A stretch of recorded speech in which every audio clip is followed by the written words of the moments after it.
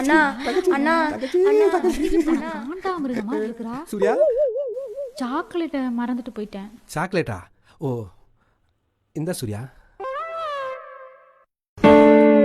யார் இவங்க? இது என் தங்கச்சி. எந்த தங்கச்சி? சூர்யா, என் ஒண்ணுடைய பெரியப்பா இருக்கார்ல, அவரோட சித்தப்பா இருக்கார்ல, அவரோட சித்தப்பாவோட தம்பி இருக்கார்ல. என்னாச்சு? யோ இதான் உன் மொட்டடியா? யோ அவ மூஞ்ச பாரு, அவ ஓசில போட்டா கூட எவனும் போக மாட்டான். ரொம்ப கேவலமா இருக்கு அண்ணா.